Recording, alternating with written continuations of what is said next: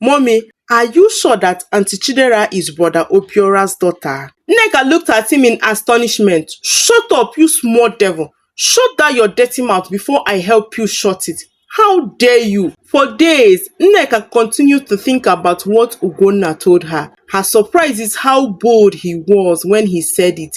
She knows she has succeeded in putting so much fear in her son and silencing him to the extent that he can't even stand or speak for himself. But for him to boldly say this to her means there is more to it. Since he is usually at home with Chidera, could it be that there is something going on that she didn't know about? One morning, Chidera woke up and requested a cup of tea and fried eggs. Nneka was already late for market, so she told Ugonna to prepare Chidera's food. Mind you, Ugonna was just 13 while Chidera was 20.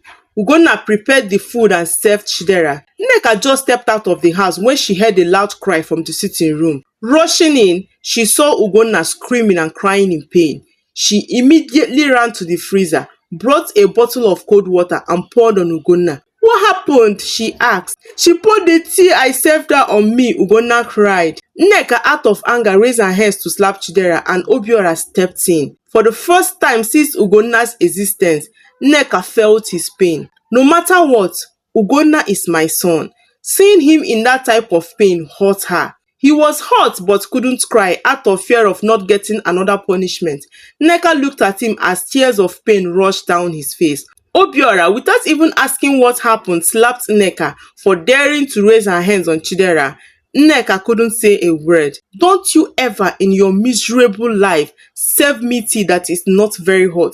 You are very lucky today. Next time you won't be this lucky, and I must make sure that the both of you leave this house today, Chidera said as she pushed Ugonna out of her way. At the mention of both of you must leave this house, Nneka knelt down and started begging Obiora, Obin, please, don't throw us away. What will people say? People will laugh at me for not being able to keep my home, and you know I love you so much.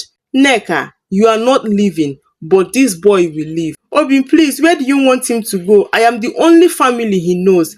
Nneka, I don't care where he goes to, but he should leave my house. I am tired of seeing him around here. Now, because of him, you almost hit my baby. Obim, Ugonna is not going anywhere, Nneka cried. It's fine. You have to choose between me and him. Is either he stays and I end the marriage, or he leaves and the marriage continues. Ugonna stood still looking at his mother to know what she would say. Nneka quietly moved into the room and brought out Ugonna's bag, gave him some money and told him to go. I have tried my best for you, but I can't risk my marriage for you. Please go. She couldn't even look at Ugonna as she said those words. Ugonna took his bag and the money and left without saying a word. Obiora rushed and collected the money from him. Nneka cried for the whole day and couldn't even go to her shop again. At some point, she started to regret her actions, but Obiora encouraged her and told her that Ugonna had to go to make way for their own children. I know he is your son. Nneka turned and looked at him with shock. Yes, Nneka, I know he is your son, but he needed to go. Don't you know that his presence here has somehow signaled our unborn children that we have kids and wouldn't need new ones? So please, let him go. Ugonna continued walking without looking back. He trekked for 3 hours. Then he saw an uncompleted building. He went in and saw the men working there. He asked for a job so he would have some money to eat. They allowed him to work with them, and after working, the engineer was kind enough to pay him the same amount he paid the people that started working before him. They all left and Ugonna continued to roam the streets in search of a place to sleep. He knows his mother hates him so much, but he couldn't believe that she would have the mind to throw him out. As the night drew near, one of the boys by name Obinna that Ugonna worked with at the site walked down the street to buy something and saw Ugonna. Ugonna was by the side of the shop eating bread and groundnut when Obinna saw him. Obinna walked to him and asked, Boy, how far now? Why are you still here by this time of the night? Are you not ready to go home? Ugonna didn't answer him, but he continued to eat his groundnut and bread. Obinna bought what he wanted to buy and left, but he didn't really go. He stood by the side watching Ugonna as he finished eating, carried his bag and left. Ugonna walked away, took another route and still came back to the spot he moved out from. Obinna from where he was watched as he struggled with his bag and cleaned the tears flowing on his face. Ugonna went to a corner, sat down and cried his eyes out. Mommy, mommy, how can you do this to me? What did I do wrong to deserve this wickedness from you? Obinna already knew that he was a stranded young boy and he needed help. I can't risk leaving this boy here alone and helpless, he said to himself. As he was crying, Obinna touched him and together they went to his house. He stays in an uncompleted building that he takes care of for the owner. From that day, they became brothers and lived together. Obinna is 20 years old and an orphan. He took Ugonna as the brother he never had. Every day they move from one building site to another working, and at the end of the day, Ugonna would give Obinna his money even though Obinna never asked him for it. But then, Obinna somehow felt that the work they do was hectic for Ugonna at his age. So he suggested that he should pick woods from the side and sell in front of their building. And this was what Ugonna started doing. For 4 years, they lived together and struggled to survive. One day, Obinna came home from work and didn't see Ugonna. He searched everywhere for him and didn't see him. There was no food in the house, and that was so much unlike Ugonna. And Obinna immediately knew that something was wrong. As he searched the house, he saw a written note from Ugonna. Obinna, my dearest brother, the one who loved me when no one cared. Sorry I lied to you. I am not an orphan. I am the boy whose mother rejected and pushed away. I never knew my father. Thank you for all you did for me. By the time you will see this later, I am on my way to Europe. We will be going through the desert. Brother Obinna, I don't know if I will survive. I am so scared, but I want to do this for us. Don't be angry that I didn't tell you, but pray for me to survive. Attached here is my mother's phone number. If after 3 years you didn't hear from me, please reach out to my mother and let her know. I know she would be happy that I didn't survive, and that would mean I didn't make it to Europe. Your one and only brother, Ugonna. Obinna screamed. He cried. Once they approached him with this travel offer, but he refused. Ugonna, why didn't you tell me? Nneka was in her shop when Obiora called and demanded that she close early, as they would be going somewhere by 6:30 p.m. He traveled with his daughter and would be home before 4 p.m. At 4:30, Nneka closed and headed home. But on getting to their door, she saw her properties outside. What is going on here? She screamed. Obiora, what are my things doing at the door? Are we traveling? No, Nneka, we are not traveling. As a matter of fact, you are the one leaving my house today. What? Nneka, I am tired of you. As he was talking, Chidera came out to the door almost naked, raised her finger so Nneka could see her diamond ring. Nneka, Chidera is now my wife. We are married. Your wife? How? How can you marry your own daughter? Obiora laughed at her. Nneka, this is one thing I hate so much about you. You are so dumb. Even your son Ugonna is smarter than you are. You mean to tell me that all these years you couldn't read the handwriting on the wall? So you never realized that Chidera is not my daughter? Obin, please, don't do this to me. Where do you want me to go to? Nneka cried as hot tears ran down her face. She felt her head spinning. She couldn't see properly. My world has ended though, she screamed. Nneka, even if I were to do life with you, I won't forgive myself if I ever make the mistake of allowing you to murder my kids. Look at what you did to your son, Ugonna. You treated that boy with so much cruelty and wickedness.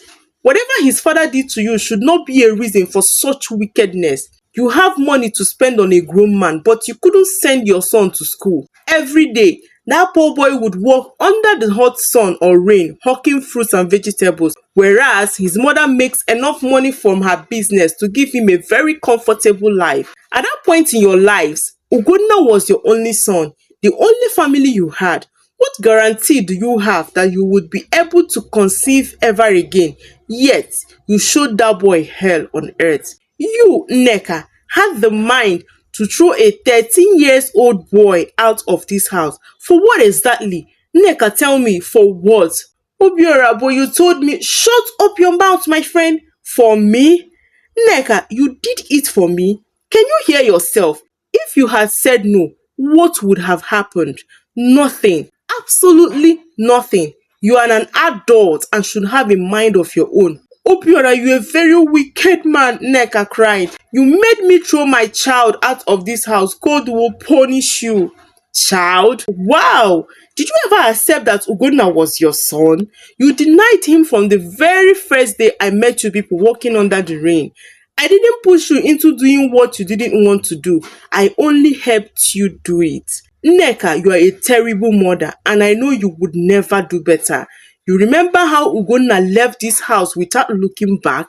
That was a sign of a tired child who has tried everything possible to be accepted by his own mother, but he finally realized that he doesn't belong, so leaving was a better option and he grabbed it. For the past 5 years, I had waited to see if you would wake up one day and search for Ugonna, but you never did. What kind of a mother are you? I know I played a part in all of this and I am sincerely sorry. I know if I had influenced you positively or if I had talked to you about him, that you would have treated him better. But I needed your financial support at that time in my life and I was not ready to share with anyone. Please, pick your things and leave my house. Chidera is pregnant and I wouldn't want to risk her life with you around. Nneka with pain picked up her belongings and left. She didn't have anywhere else to go. She cried as she walked down the street looking for a taxi. She got tired and sat at one corner crying. People looked at her with utmost dismay. Then a thought came to her mind.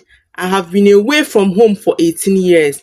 It is time to go home. Nneka went home and her family were very happy to see her. It's been 18 whole years. Her parents, especially her father, apologized to her for the way he treated her when they found out she was pregnant. They called her siblings and they all came home to see her. Her father asked of the baby she had, and in order not to ruin the happiness of the moment, she told them that she lost her son. They consoled her and assured her that all was for the best. Meanwhile, Obinna kept hope alive and believed he would see Ugonna one day. Ugonna's disappearance turned him into a church rat. He goes to church every morning just to pray for his brother. In the evening after work, he enters the church again to pray for him. He has done this since Ugonna left and he has never missed a day. He was always with his phone and made sure he called back any strange number he missed a call from. It's already 2 years and 8 months and I haven't heard from my brother. God, please help me. He never stopped blaming himself. If I had allowed him to continue going to work with me, these people wouldn't have been able to approach him with this offer, he cried. That fateful day, Obinna had just finished his evening prayers and went home. Then he remembered that his phone rang 2 times while he was praying. As he brought out the phone to check who called, the phone rang again. He picked. Brother Obinna, one name. Obinna screamed. Ugonna, is that you? Hey, thank you, Jesus. He couldn't even talk as he cried and cried. And as he cried, he prayed to God, thanking God for bringing his brother back. Brother Obinna, when did you start praying like this? My dear, since you disappeared, I had no other person to run to for help but God. They talked into the night and Ugonna told his brother his story and how he survived. Out of 25 boys that ventured on that journey, only 4 of them survived and he was lucky to be among the 4. He sent Obinna money, enough to take care of himself as he processed his papers to come join him abroad. Nneka was in her room sleeping when her phone rang. Auntie Nneka. Nneka heard Ugonna's voice as she picked the call. She couldn't say a word. Ugonna greeted her. How are you? How is your husband and your marriage? Ugonna, I am very sorry for the way I treated you. I am very sorry for pushing you out of the house. It was never my intention to treat you so bad. Auntie Nneka, don't worry. It's fine now and I am fine. No, Ugonna, call me mommy. I am your mother. My mother died the very day you met Obiora. How is he now? My dear, Obiora threw me out and married Chidera. So Auntie Nneka, even after telling you about them, you still did not make any attempts to find out things for yourself? Auntie, can I ask you a question? Who is my father? Where is he? Nneka told Ugonna everything he needed to know about his late father. Ugonna was shocked. He couldn't believe that his mother treated him with so much wickedness because of a man who is not even alive. Anyway, I just called to let you know that I am still alive and to also thank you for that singular act of pushing me away, because if you hadn't, I wouldn't have met my brother Obina. Don't bother calling me because you would never hear from me again. Nneka lived the rest of her days in so much regret and pain. Thank you so much for listening to my story. If you're coming across my channel for the first time, please and please subscribe to my channel to support my growth. And to my subscribers, thank you so much for your support. I really appreciate your kindness. I do not take your kindness for granted. Do not forget to on your notification bell for more interesting stories from Amaka's Folktales. Bye bye.